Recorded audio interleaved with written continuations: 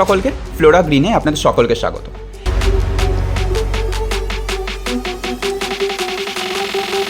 যখন এই গ্রীষ্মকালে আমরা ফুল গাছ নিয়ে আলোচনা করছি, তখন গন্ধযুক্ত ফুল গাছ ছাড়া যদি আমাদের আলোচনাটা চলে, তাহলে কি আমাদের মন ভরবে? কখনোই না। আমাদের কেউ যদি জিজ্ঞেস করে এই গ্রীষ্মকালে তোমাদের ছাদ বাগানে কী কী গন্ধযুক্ত ফুল গাছ তোমরা রেখেছো, তখন আমাদের মতো ছোটোখাটো ছাদ বাগানিরা সচরাচর যেই দুটো ফুল গাছের নাম আমরা বলে থাকি, সেটা হলো বেল কিংবা জুঁই। আমাদের মতো গাছপ্রেমিক মানুষদের কাছে এই দুটো নামই খুব কমন। তবে কি জানেন, এই দুটো সুগন্ধি ফুল ছাড়াও আজ এমন একটা ফুল গাছের চর্চা আমরা করব, যার গন্ধতে আপনি এবং আপনার বাড়ির লোকেরা যেমন মাতোয়ারা হয়ে উঠবেন, ঠিক তেমনি আপনার প্রতিবেশীরাও একবার হলেও জিজ্ঞেস করবে সেই সুবাসের টানে সেই ফুল গাছটির নাম কি। হ্যাঁ, ঠিকই ধরেছেন। আজ আমরা আলোচনা করতে চলেছি গন্ধের রাজা গন্ধরাজকে নিয়ে।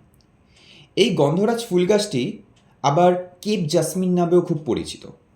তাই আজ আমি আমার সেই অভিজ্ঞতাটাই শেয়ার করতে চলেছি যে কিভাবে এই গন্ধরাজ গাছটিকে আমি বসিয়েছিলাম, বসানোর সময় মাটি কিভাবে তৈরি করেছিলাম, কি কি খাবার দিয়েছিলাম বসানোর সময়, জল কতটা ব্যবহার করতাম প্রতিদিন, এবং কতটা রৌদ্রে এই গাছটিকে রাখতাম, যার জন্য এত অজস্র ফুলের কড়ি এবং ফুলের দেখা পাওয়া গেছে। তো বন্ধুরা, চলুন আর দেরি না করে ভিডিওটি শুরু করা যাক। বেশ কিছুদিন হলো আমি ছোট্ট চারাটিকে নার্সারি থেকে কিনে এনেছিলাম। কেনার সময় অবশ্যই আপনি চারাটি সঠিকভাবে নির্বাচন করবেন। চারা সঠিক নির্বাচন করাটা হলো গুরুত্বপূর্ণ একটা পদক্ষেপ। সঠিক চারা সেটা কিভাবে বুঝবেন? কখনও সিঙ্গেল ডাল দেখে গন্ধরাজ ফুল গাছ কিনবেন না। দেখে নেবেন যেন গাছটি নিচ থেকে আনুষঙ্গিক শাখা প্রশাখাও থাকে, এবং একটু পুরনো ডাল দেখে গন্ধরাজ গাছ কেনাটাই ভালো। এবার চারা কেনার পর আমরা যে ভুলটা সচরাচর করে থাকি, সেটা হলো চারা কিনে বাড়িতে নিয়ে এসেই আমরা সেদিনই বা তার পরের দিনই তাকে টবে বসিয়ে দিই। এটি কখনোই করবেন না। কেননা আপনি বা আমি নতুন কোনো পরিবেশে গেলে আমাদের সেই পরিবেশের সাথে মানানোর জন্য যেমন সময় দেওয়া হয়, ঠিক তেমনি গাছটিকে আপনার বাড়িতে নিয়ে এসে তাকে আপনার বাড়ির পরিবেশের সাথে মানানোর জন্য সময় দিন। এই সময়টা যদি 2 থেকে 3 সপ্তাহ দেওয়া হয় তবে ভালো। এই 2-3 সপ্তাহের মধ্যে দিনে আপনি দুবেলা করে এই গরমকালে গাছটিকে জল দিতে পারেন, আর যদি গরম না থাকে দিনে একবার করে দিলেও হবে। দেখবেন এই 2-3 সপ্তাহের মধ্যে গাছটি নতুন নতুন কচি কচি পাতা ছাড়তে শুরু করবে। তখনই বুঝে নেবেন আপনার চারাটি এবার পটিং করার জন্য রেডি। এই 2-3 সপ্তাহের মধ্যে আপনি গাছের মাটিটিকে তৈরি করে রেখে দিতে পারেন, যাতে যেই অনুখাদ্যগুলো আমরা মাটিতে দেব সেগুলো ভালো মতো ডিকম্পোস্ট হওয়ার জন্য যথেষ্ট সময় পায়। এতে আপনার গাছের গ্রোথ তাড়াতাড়ি হবে, সাথে অজস্র ফুলে ভরে উঠবে আপনার গন্ধরাজ। তো চলুন দেখে নেওয়া যাক গন্ধরাজ ফুল গাছটির মাটি আমরা কিভাবে তৈরি করছি। প্রথমে নেবেন বাগানের মাটি 60%, এর সাথে নেবেন 2 মুঠো মতো ভার্মি কম্পোস্ট বা কেঁচো সার। আপনাদের কাছে যেটি আছে ভার্মি কম্পোস্ট বা কেঁচো সারের মধ্যে সেটা নিতে পারেন।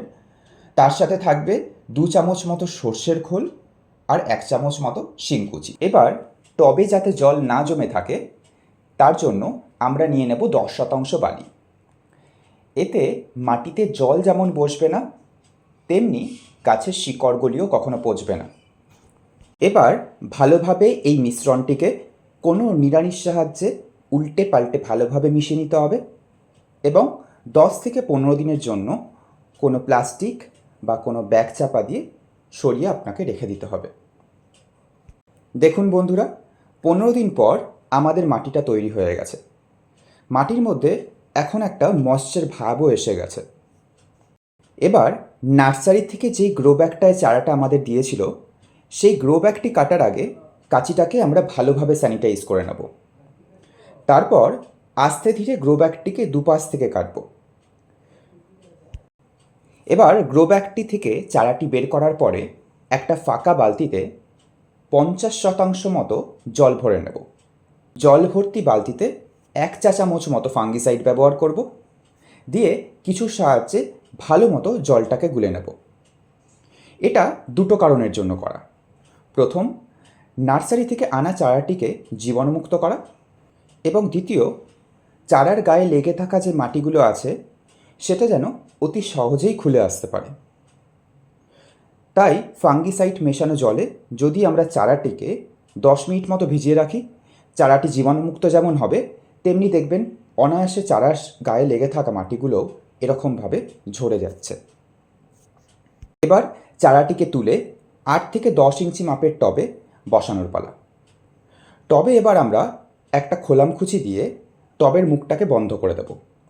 তারপর সেই মিশ্র মাটিটা আমাদের 15 দিন ধরে যেটা তৈরি করেছিলাম সেটা এবার টবের মধ্যে কিছুটা দিয়ে চারাটিকে ভালো মতো বসিয়ে দেব।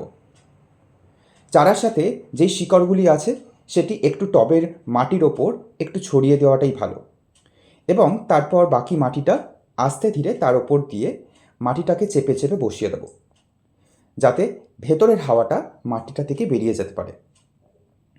এবং ভেতরের সেই জমা হাওয়াটা এই জন্যই আমরা বের করে নেব, কেননা সেই জমা হাওয়াটার থেকে অনেক সময় গাছে ফাঙ্গাসও লেগে যেতে পারে। এবার শেষে 1 মুঠো কোকোপিট নিয়ে টবের ওপরের অংশে দিয়ে দিলে আরও ভালো, কেননা এই মুহূর্তে যা গরম, গাছের মাটি ময়শ্চার রাখতে পারে এই কোকোপিটই। সানবার্ন হওয়ার থেকেও এই কোকোপিট যথেষ্ট সাহায্য করে। এবার ভালো মতো জল দিয়ে গাছটিকে ছায়াযুক্ত স্থানে আমরা 5 থেকে 7 দিন রেখে দেব।